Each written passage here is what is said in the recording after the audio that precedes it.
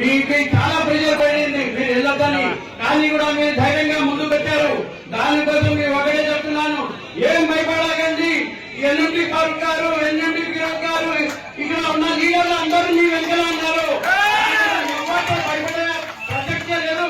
ఖచ్చితంగా ఎవరు అడ్డపడినా, ఎంత మంది ఆపినా ఇక్కడ గెలిచేది తెలుగుదేశమే. ఈరోజు మీరు పోతే ప్రోగ్రామ్ క్యాన్సర్ అంటారా? అక్కడ పోతే అక్కడ వెళ్ళొద్దంటారా? మీరు ఏం ఆపుతారు, ఏం చేస్తారా? ఇక్కడ ఎవరు భయపడేది లేదు. 2009 ఎలక్షన్ లో ఎన్ఎస్ భాస్కర్ రెడ్డి గారు వస్తే మేము పని చేశాం. మా నాన్న ఆ రోజు ఒకటే అన్నారు, మాకు ఈ క్యాండిడేట్ చంద్రబాబు నాయుడు గారు చెప్పారు, ఇదే క్యాండిడేట్ వీళ్ళకి పని చేయాలని. ఒక్కరు నోరెత్తలేదు, అందరు పార్టీ కోసం పనిచేశారు.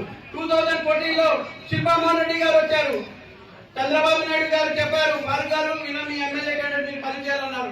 ఒక్కరు మన గ్రూప్ పెట్టుకోలేదు, అందరు పార్టీ కోసం పనిచేశారు. 2017 లో భూమా బ్రహ్మానంద రెడ్డి కోసం అందరు పనిచేశారు.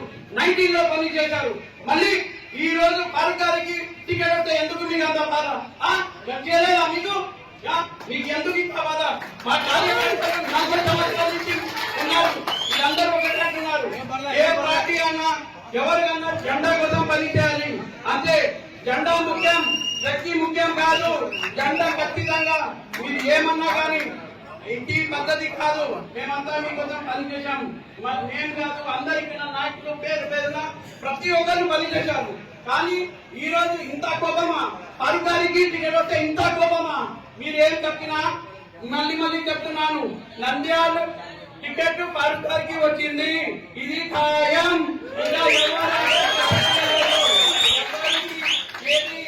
ఏమన్నా మళ్ళీ మాత్రం ఏం లేదు, టికెట్ ఫారూక్ గారికి వచ్చింది అంతే. మీరందరూ ధైర్యం చేసి ముందుకెళ్ళండి.